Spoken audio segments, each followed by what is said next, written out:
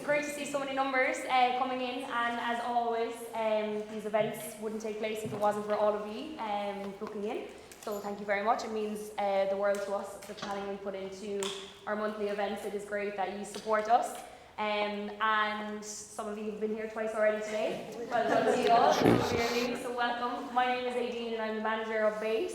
And we have the pleasure of having Mike Ryan with us today. Hi everyone. Hello. I'm nervous. I'm the one that's nervous, not you. I'm grand.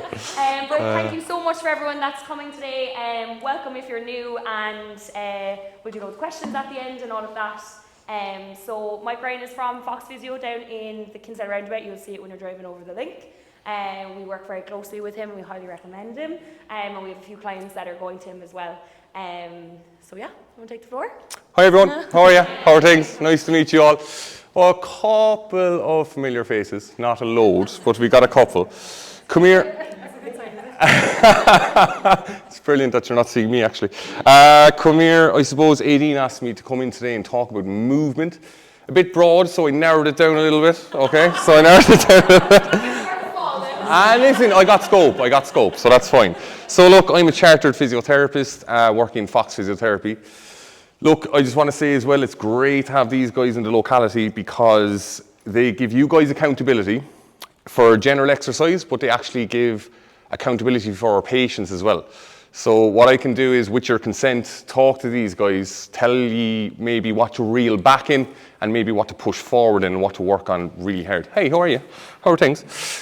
So basically, I suppose we'll get started. So I suppose the only reason we should ever exercise is if we want to be at that level. Yeah? No? No. Maybe, I don't know, maybe.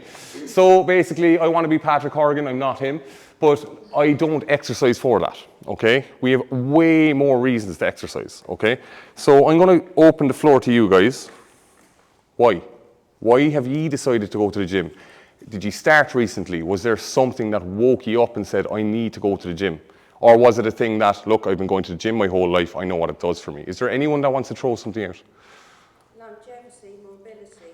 Absolutely, yeah. Anything else? Mental health, absolutely. I won't be talking too much about that today, but that's really important, okay? Community, 100%, and that's why this gym is really important. Absolutely, that's why this gym is really important, and I think accountability as well as community. And you can be all competitive with each other. But these are kind of some of these things that I suppose we can look at. So day-to-day stuff, being able to play with your kids, being able to open a bloody jar, and unfortunately a little bit morbid, but generally really important, being able to have the mobility and longevity to be able to get up, have the balance, everything like that. Tie your shoelaces, okay? So gym work isn't just for the elite. Gym work is for everyone. It's really important to remember that, and it's really important to be consistent, okay? So I suppose the next 4 or 5 slides might be a little boring, but it gives me context for the rest of the talk, okay? So when we exercise, we tend to have 2 types of energy expenditure, and I suppose what happens is we have different processes in our body for making energy. So first thing would be aerobic activity, and with aerobic activity, it's usually longer, rhythmic, I suppose repetitive type exercise. So you're running, dancing, kind of boxing maybe, something like that. And I suppose what happens in the cell is that we use oxygen to break down glucose mainly, sometimes fats, to create energy, okay? And that's really important for later, okay? So just remember, we're breaking down glucose to create energy here, okay? So think of blood sugars, things like that. We'll talk about that later, okay? So in the next slide, we can talk about anaerobic activity. So that's the opposite in its, I suppose, style. It's high power, high intensity, fast activity, okay? So we're talking lifting weights, we're talking sprinting, we're talking, I suppose, HIIT training. I also had boxing in the last slide for aerobic activity. Boxing a bag continuously with less power. Yeah, we're going to get the respiratory rate up, we're going to start breathing heavier. But if we break it down to, I suppose, faster, harder punches with breaks in between, then we break into our anaerobic. So we don't use oxygen to break down glucose in anaerobic. The reason for that is it's fast, powerful movement, okay? So with fast, powerful movement, oxygen delivery isn't sufficient or fast enough to create the energy, so we have to break down glucose. So the glucose can be found in our liver as glycogen. We store it there, or in the food we've just eaten. So we can kind of break it down that way. We can take it from those sources. So how you perform the exercise is important. So you can take certain types of activities and make them anaerobic or aerobic, depending on how you do it. Is it fast and forceful, or is it maybe more repetitive and slower, okay? Next slide. So I just wanted to touch on the World Health Organization's guidelines on physical activity. These were created in 2020 and haven't been changed since, probably because they're hitting the nail on the head, really. So just to give a bit of context, we have moderate intensity or high intensity activity here, and what that looks like is we can look at our heart rate to measure how intense we're going, or we can do something simpler. We can see how we're breathing. So if I can talk away, but my breath is up here, then I am in moderate intensity. If I cannot talk and my breath is falling out of me, then I'm in high intensity bracket. So what I'm trying to say there is the World Health Organization guidelines will suggest that we get 150 minutes of moderate intensity activity in per week, or 75 minutes of high intensity activity per week. It doesn't have to be perfect. We can break it down. We can do some high, some moderate. It doesn't have to be perfect. For adults, we need to be hitting about 5 30-minute sessions a week of moderate intensity activity. That doesn't mean exercise as such. That could be walking for the bus. That could be running for the bus. Hello, sir. And that could be, I suppose, lifting boxes, moving stuff. It doesn't have to be structured exercise, okay? That's the main thing. So that's 3 cardio a week in those 30-minute sessions, and 2 strength. That's for adults under 65. When we get to older adults over 65, we'll replace a cardio with a balance session. Now, I'll be talking a little bit about balance later. I suppose in the WHO guidelines or the World Health Organization guidelines, they suggest you start balance training once a week over 65. Probably not going to cut it. We need to probably be training that anyway. I'm guilty, I don't train it. I don't train balance, and it's something that might catch up on you. It's something that mightn't catch up on you. Nicole was talking about an 85-year-old that comes in here. Hello, how are you? You're amazing. You are amazing. You are such a good example. So love that, absolutely love that. So I'm getting bored. Everyone stand up. Everyone stand up. All right, hands in the air. Spread the feet. We're gonna squat 5 times. 1, 2, 3, well done, G. 4, and 5. Good. All right, so listen, I suppose that's a kind of a take on one example of how we can get our activity in and what we need. Now, little boring, but again, I need it for context, okay? So homeostasis is the regulation of systems in our body, so we regulate. So we, for an example, we'll breathe heavier to deliver more oxygen. We'll use insulin from our pancreas to regulate blood sugars. So we need systems in our body to remain stable so we can perform better and not develop disease or not develop any issues. And metabolism is the sum of chemical reactions in our human body that help regulate those systems. So metabolism is working for homeostasis, okay? So we need metabolism to be working well for homeostasis to occur, okay? That's really important. And how that happens is we have receptors in our body. For example, in our heart or our lungs, we have these chemoreceptors that, oh God, I'm running, I need more blood, I'm gonna pump faster for my heart, or I'm gonna breathe more, okay? So it'll send a signal up to the brain will say, right, let's go heart, let's go lungs, and it'll start working more, okay? That's really important, okay? And I suppose they're just some examples of things that get regulated, like pH levels in the stomach, fluid generally throughout the body. So if you see someone with issues when they're older, they might gather fluid in their legs, things like that. Blood sugars, which is important for your maybe type 2 diabetes.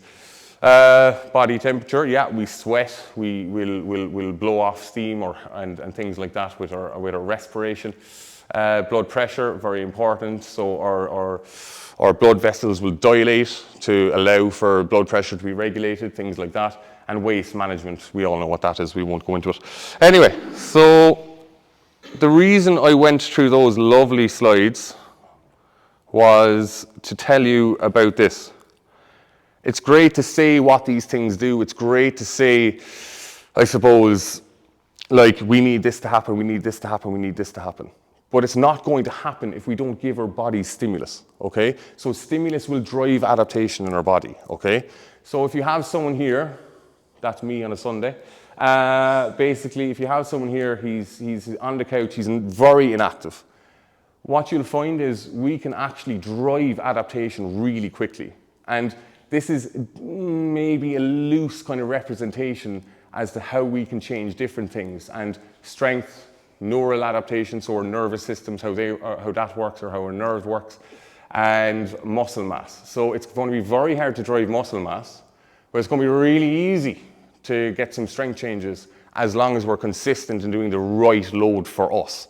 And we'll be talking about that later, the right load for us, that's important. So if you do something and you never did it before, you'll get huge changes quickly, but we'll all plateau.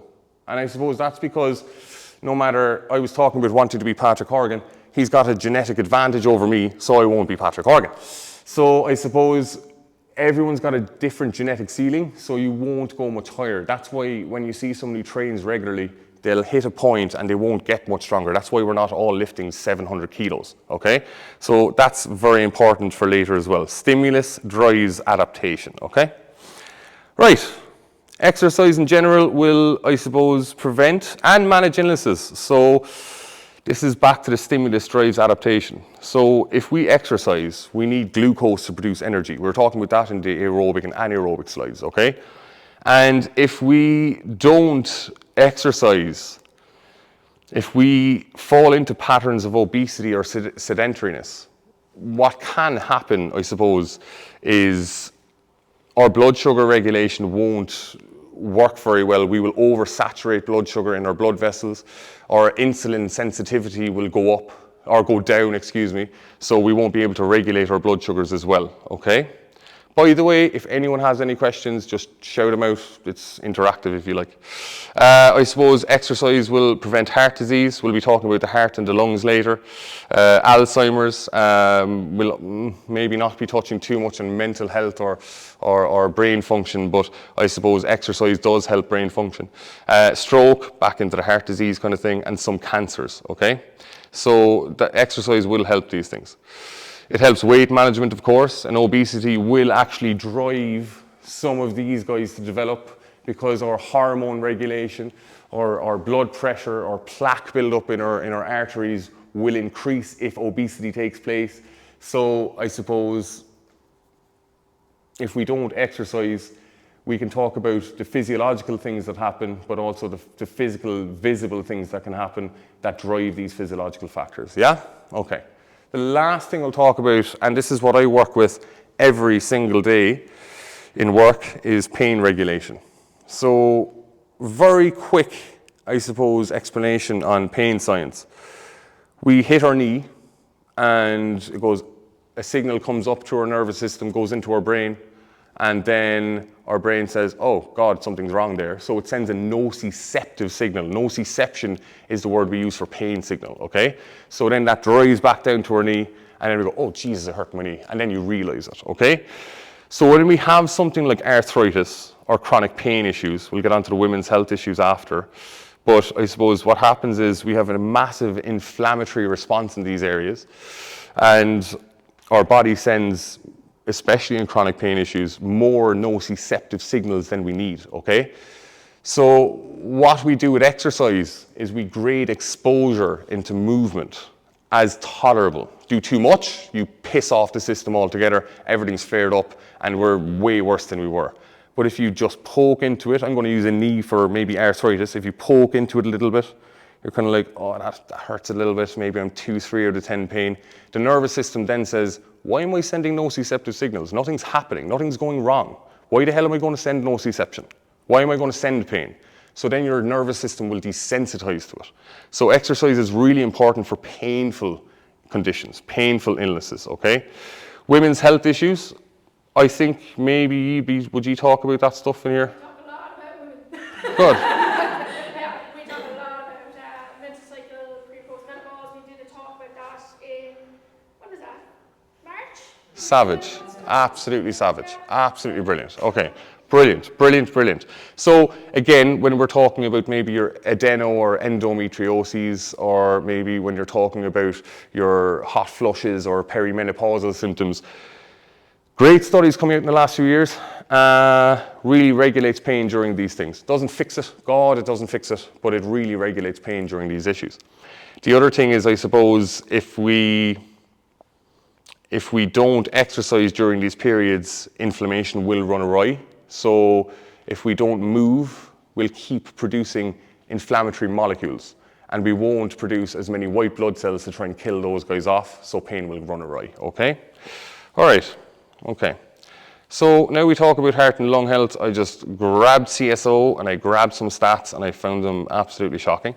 So cardiovascular or heart disease will be accountable, or will account for 9,000 to 10,000 deaths in Ireland per year, approximately 30% of the deaths in Ireland every year.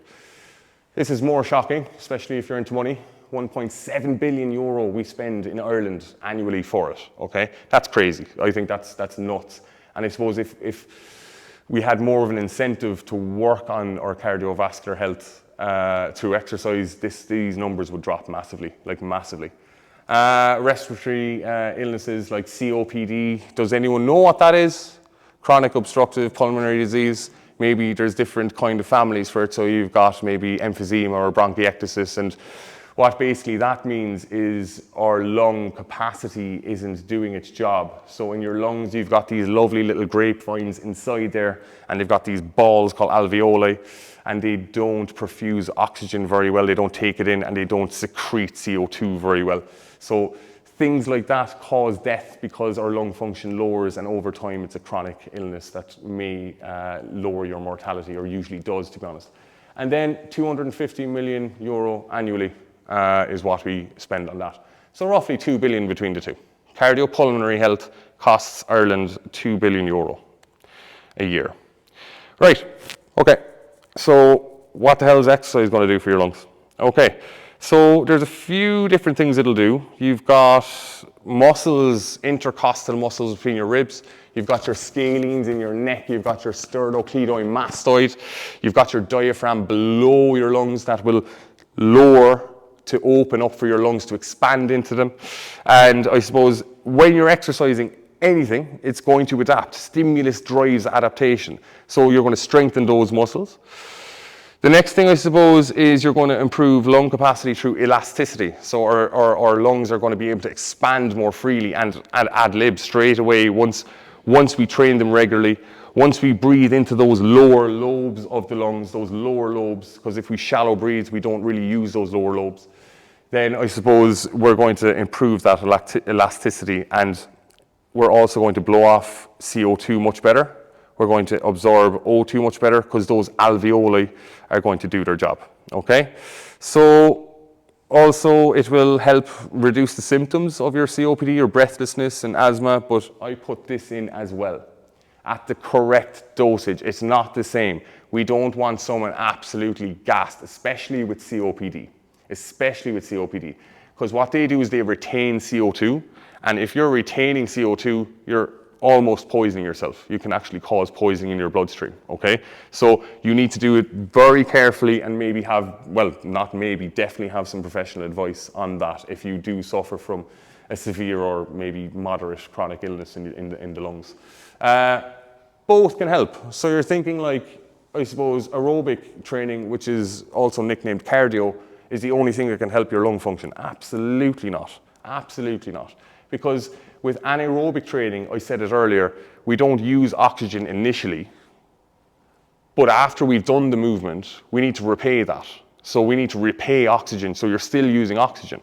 So when I lift weights, I'll do it, and then I'll drop the weights, and then I'll breathe heavy for a while. So you're repaying your system with oxygen, okay? So that's very important as well. So both of those types of training will help your lungs. The heart is a muscle. It's not skeletal muscle, it's not striated muscle, but it's smooth muscle. It's cardiac muscle.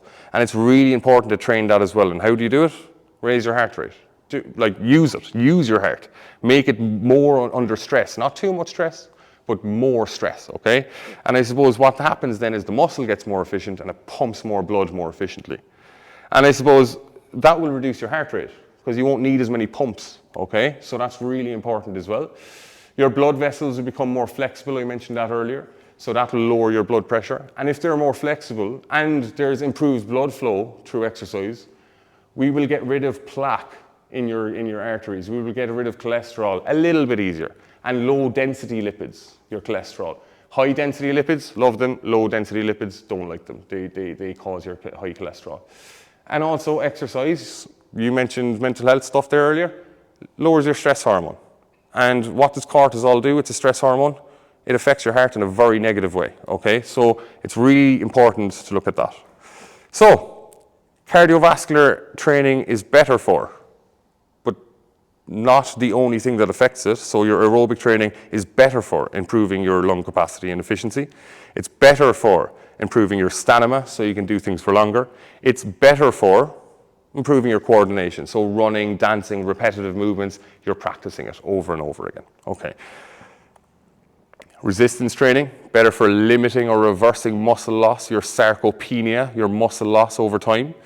Improving your bone density, okay, so you're putting resistance or stress on your bones, so they have to, I suppose, adapt to that, and I'll be talking about that in a slide in a minute. And improving power and strength, definitely. So if you're playing a field sport or anything like that, you will improve your power and strength much better than going for a jog. All right, everyone up. Okay, is anyone not able to hop or anything like that? Okay, cool. So if you don't hop, I want you to just bounce like this. But everyone else, I want you to bounce up and down for 10 seconds, okay? On your toes, 1, 2, 3, 4, 5, 6, 7, 8, 9, 10. Well done. Well done, well done. Have a seat. Okay. So both types of training, weights and cardio, will improve the metabolism we were speaking about earlier. It'll improve the function of different structures in the body or hormones or nervous system reactions to create homeostasis. It'll manage your weight and reduce body fat. It'll prevent disease and manage it as well. By the way, with the reducing the body fat, if I wanted to lose fat, does anyone know if I was going to do weights and cardio on the same day, which one would you do first? Cardio. Nope. Does anyone know why? Because when we lift weights, it's anaerobic, yeah? Okay. So remember I was talking about repaying the oxygen payout from your weights, yeah? Okay. So when I'm lifting weights, my metabolism goes way faster after I do weights for longer than cardio. So your metabolism is burning away while you're doing cardio as well. So that's another thing actually that I was going to mention earlier. That's actually very important. So if you did want to lose body fat specifically, weights first, cardio then. Would you agree? Yeah, absolutely. Sorry. When you say do cardio after, Yeah. what's kind of ideally kind of time? You know, 20 minutes? Or? Totally depends on the person, man. Totally depends on the person. So it depends where your level is at. I'll actually be talking about that later. But if you were gassed after 10 minutes of a jog or something like that, I wouldn't just say, right, if I need to lose fat, I need to do 20 minutes. Do you know what I mean? So it totally depends on what your capacity will take, you know? So it varies from individual, definitely varies from individual. Is that okay? Yeah, perfect. It'll improve your tendon health and ligament density. So we actually get thicker ligaments and tendons from exercising if we do it in the right and appropriate manner. And I suppose reduces cognitive decline. So both types of exercise will reduce cognitive or brain decline, okay? So this is important, especially, unfortunately, for the ladies, okay?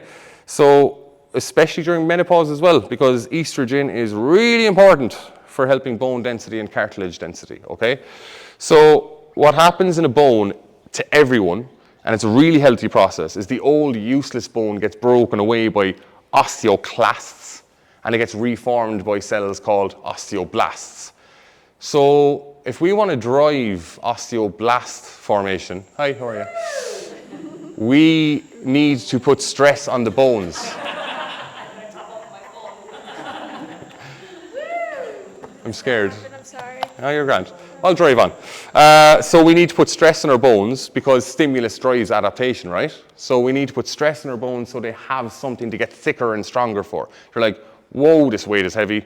I can't hold this, so I'm going to bloody make more bone, okay? So even after you get osteoporosis or osteopenia, it's a good idea to do weights training at your level, yeah? Absolutely important. Next one, tendon health. Okay, this is a complicated one, okay? Because tendons love load, and load is great for tendons, but if you do too much too soon, you develop tendinopathy. Few different types of tendinopathies, okay? So you've got tenosynovitis, so we have this lovely sheath around the tendon, and that guy becomes inflamed, so when the tendon slides up and down it, it's very painful. Needs to be treated differently by your physio than your other ones, okay? Tendinitis is usually acute, so we do a sprint session or even we get a belt on the tendon and it gets seriously inflamed, swollen, irritated. There's lovely striated fibers on a tendon, and these tendons, these fibers, become disorganized and maybe a little bit worn. And tendinosis is unfortunately, just like your osteoblasts and osteoclasts, you have tenocytes, tendon cells, that help repair tendon. Tendinosis is the disrepair, works harder than the repair, so it is degenerative, unfortunately. Can be well managed though, okay? Any questions on that? Can I just ask a question on Yeah. that? Do you think that with tendinitis, Yeah. you know, does it tend to, for me, it kind of flares up every so often, it doesn't seem to kind of go away, or is that just my lack of consistency with my rehab exercises? Okay, I definitely need more context. But I won't be asking that in front of everyone, okay? But, okay, so... We can chat after as well. We can. Do you have money?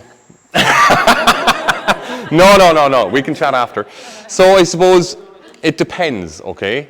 I say it depends about 20 times a day, but it does depend. So you have a tendinitis and you give it time, you progressively load, and then it flares up again. There's no chance there's too much too soon? Yeah, okay.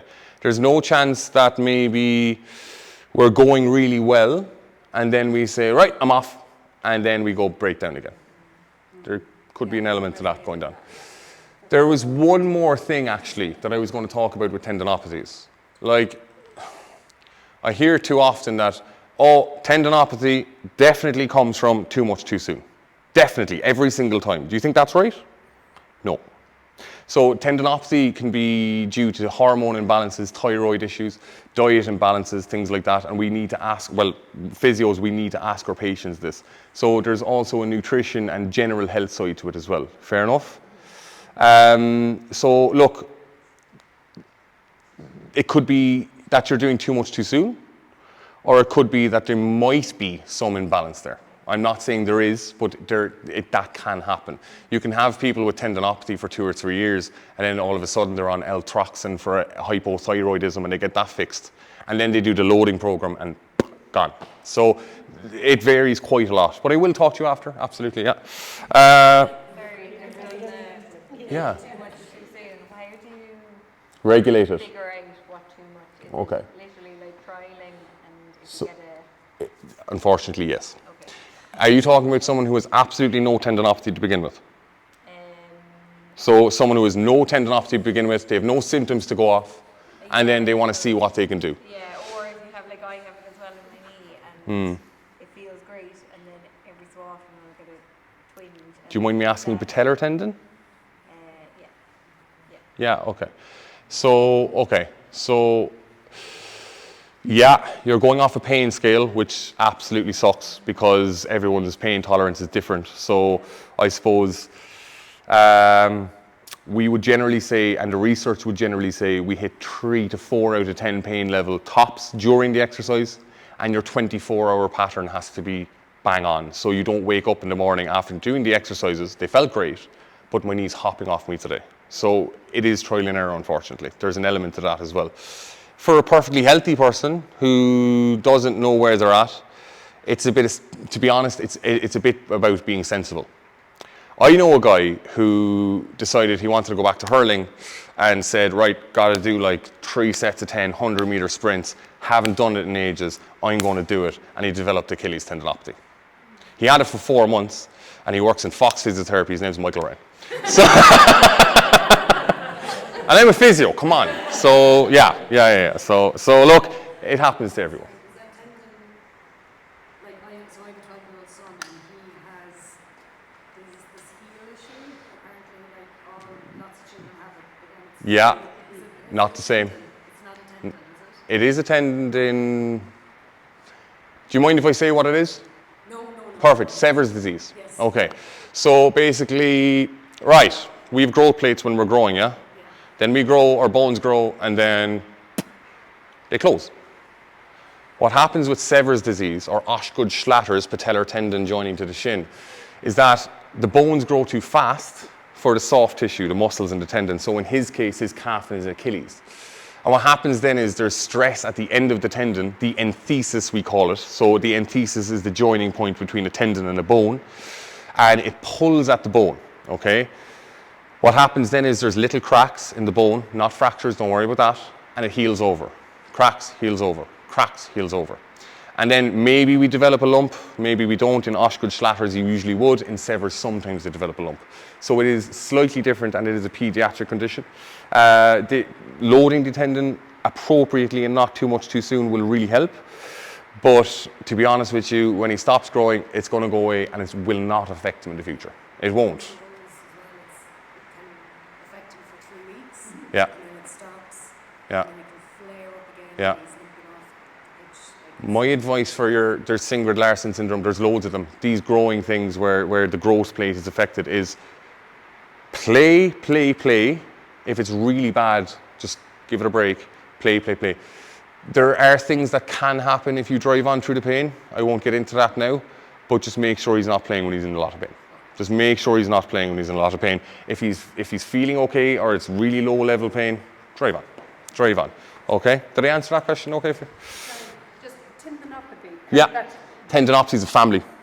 So apathy, pathology of the tendinopathy. So these are different types of tendinopathy. Okay? Yeah. Right. Okay. Balance training, everyone. Lovely. So really important. I talked about it a little earlier. Don't wait to train it. Do not wait to train it. Start doing it. I'm going to start doing it because after this talk, I should start doing it. But anyway, so like I suppose little things it does is it improves our daily functions. So like I want to reach behind and get something there. I need to be able to balance and get it.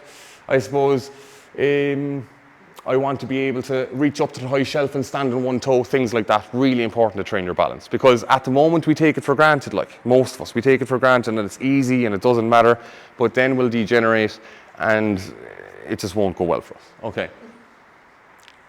Stand up. All right. I want everyone to stand on one leg, if you can. If you can.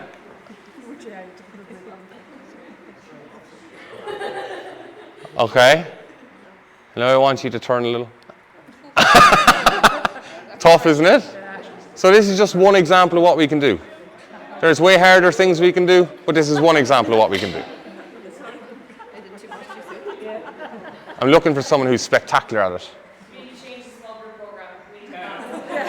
You're good. You're really good. Get a Bosu ball. I know, don't. All right, okay. Thanks, guys. Thanks a million. So I suppose the risk of falls reduces, and this is, where did I get that study? Yes, this was a study done in Canada, I think, and they had quite a large sample size. It was over 1,000 people. They did maybe a 6 or a 12-week program for older adults on balance training, and yeah, it lowered their chance of falls by about 37%, which I found absolutely baffling in 6 weeks. So again, stimulus drives adaptation, right? So I mean, do it. It'll get better. It'll be really frustrating if you're bad at it at the start, but you keep at it, It'll get better, and I'll be talking about that in a minute.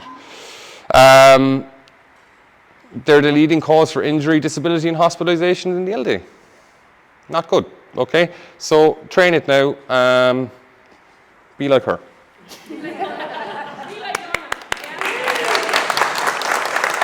Okay. Now,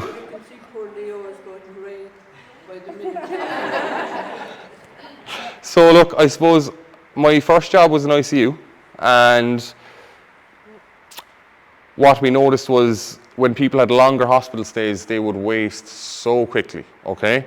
They'd be getting no movement, they might be on a ventilator, they mightn't be even conscious, and you'd see their legs, everything just wasting away. And I didn't actually put in how long it takes for us to lose that much muscle mass. How long does it take for us to lose 2 to 5% of our muscle mass? Does anyone want to give a guess? One day. If you are inactive and you lie in a bed and you do nothing, 1 day. Train every day, guys. Nicole and Keelan, you rein it back.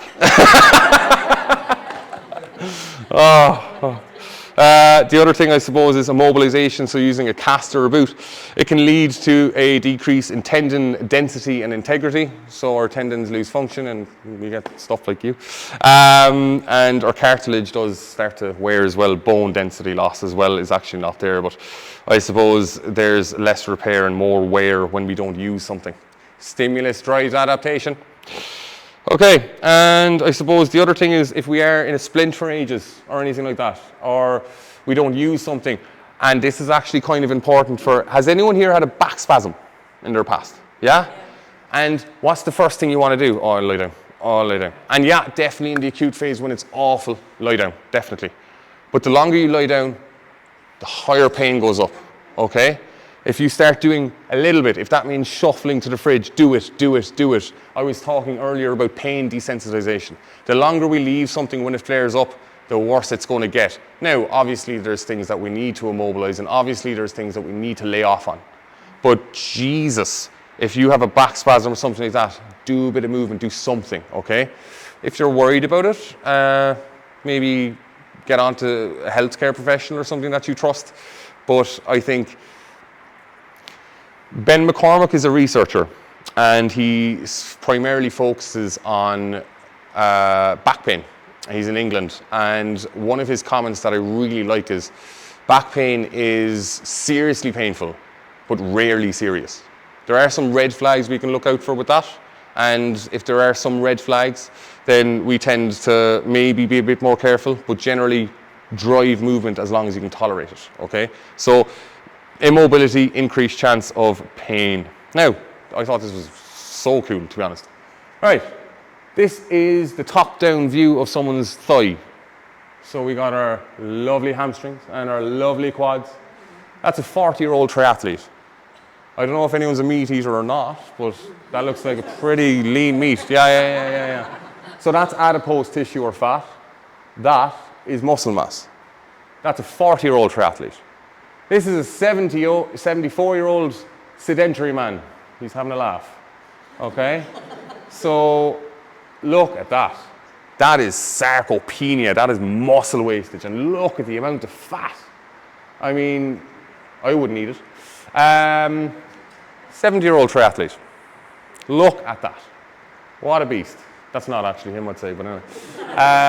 Look at the density of that. That's a 70-year-old triathlete. That is insane. I thought that was magic. But anyway, now, little touch on this. Okay, so our nervous system also adapts. Stimulus drives adaptation, yeah? So neuroplasticity is just the way our nervous system interacts when we're doing an activity, like picking up a slitter or something like that. So I need to ulnar deviate my wrist, I need to roll the ball, I need to radially deviate my wrist and scoop it up. And my brain's like, I've never done this before, so the ball goes everywhere, and we do it again, and we do it again, and we do it again, and then suddenly your brain remembers how to do that. Different neurons or different nerve pathways are activated every time we do this, so we get really good at it. That's why when you're so good at something, maybe even if it's in an office, folding paper, something like that, you don't even have to look, okay? So that's neuroplasticity, and nerve coordination would probably fall into that as well. So your nerves work in tandem to, I suppose, do these activities. So getting used to new movements, causing muscle memory. Interesting, really interesting, actually. So more nerve recruitment, less muscle inhibition. So your nerves stop your muscles from working. Yeah, they actually stop you from doing too much. So there are stories out there, and there's one, I probably should have put a video in, of a woman lifting a car off her child, okay? Because her fight or flight took over, and her nervous system's inhibition to stop the muscles wasn't working. So she was able to lift it a couple of inches and got it off her child. She tore tendons, she bulged discs, she fractured bones and everything. And that's why we have that inhibition. So our nerves will, I suppose, let us know what we can do subconsciously. So when we exercise, we get more neural recruitment. Do you ever lift something that's too heavy in That's not just muscle strength. That's your nervous system saying, no, don't do that, please. And over time, we get stronger and stronger, and we stop to shake with that weight. Then we get more weight, and we're gone again. Okay? So important. Also helps to reduce muscle fatigue. So nerves control sensation. So the feeling of DOMS, or delayed onset muscle soreness, will decrease as we train the nervous system as well. Right.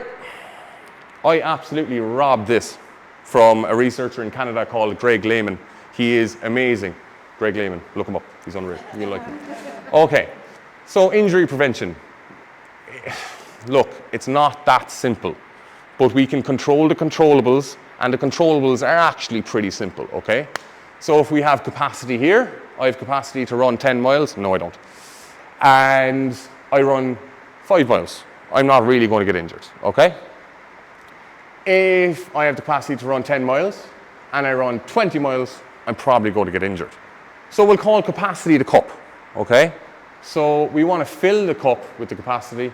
We don't want to empty it into our load, okay? Right. So what fills the cup? Specific calculated training, not doing too much too soon, doing the right exercise for the right movement or activity, and training correctly towards it. Thanks for doing that, Nicole, for people. It's great. Rest periods. So we can do more and more and more and more and more, and sometimes more is not good. Less is better sometimes, okay? So we need rest periods as well, okay, during these training cycles especially. You need the body to recuperate. You need your metabolism to do its thing and recuperate, okay? Good sleep, Jesus, so important, absolutely important. I had a hurler who was asking me why his hamstrings were always so tight. He never tore them or damaged them, but they're always so tight. And I'm doing the foam rolling, Mike. I'm doing the ice baths, man. It's not working. I'm like, cool. Ricey, you go out and you sink 12 pints a week and you don't sleep for feckin' 4 hours a night.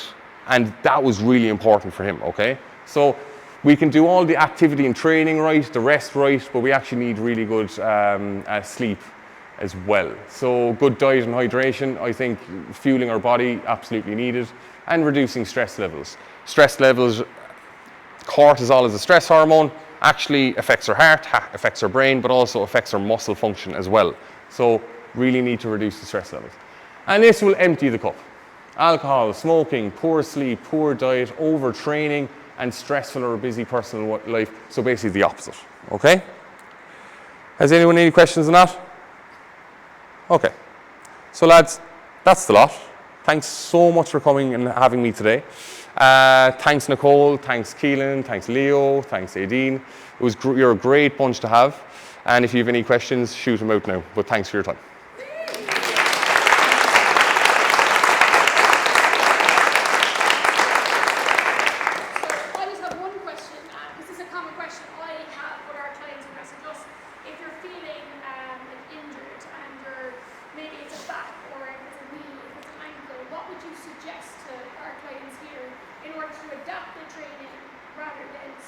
Oh God, I actually had one today. Yeah. So I had a guy in today who has a spinal injury, spondylolisthesis, Leo. Yeah. And he has had persistent or chronic, whatever you want to call it. They're kind of interchangeable, but they're trying to make it persistent pain now for years. What happens with this man is he gets into a great training pattern. He's like, Jesus, I'm feeling so much better. And then he flares up and he goes, no, stop. He's back to square one. Jesus, do something. Do something. And it goes back to my point earlier, doesn't it, Nicole? Do something rather than nothing. If it's very little and it's not something you enjoy because it's so boring, do it. Just do it. Do something. Absolutely. Now, when we have a severe acute injury, maybe not. Okay? So like if we have a really bad ankle sprain or anything, I'm not going to be lashing out the calf raises in the first stage. You know what I mean? Get some bloody advice first, yeah? The other thing is, I think when we do get a pain or something like that, give it 72 hours. Don't rush to get physio or doctor. I'm a physio and I'm telling you that. So don't rush to seek attention first. See if it calms down in 72 hours. If it starts to ramp up, seek help. But other than that, no. Yeah. Anything else? Yeah. Are there any good indoor aerobic exercises you can recommend if it's like this and you don't want to go outside for a walk or a run? Yeah. Can we do jumping jacks? Can we do swimming? Skipping? I don't have a pool, but yeah. Skipping, we can do, you could actually go to a pool. You can do anything where we're actually just bloody doing rhythmic, repetitive exercise for probably over 2 minutes. Generally, it's defined by activity that lasts over 2 minutes. So, there's so much you can do inside, even anaerobic, like strength training. Find something heavy and move it. So there's so many ways to actually adapt to that. So skipping, jumping jacks, hopping, anything like that, and just getting some breath rate up, okay, or heart rate up. Anyone else?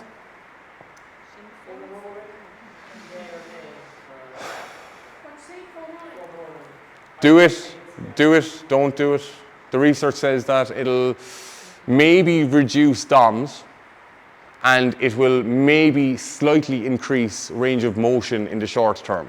So if it's my calves, it'll increase dorsiflexion for a little bit, the toes coming up. Do it, don't do it, but remember the cup. What fills the cup? If you don't have that stuff in order, forget about it. You're sorry, but you're pissing in the wind. So I suppose what I would say to you is, please foam roll if it makes you feel better. Please do the ice baths if it makes you feel better. But physiologically, scientifically, research backed, no.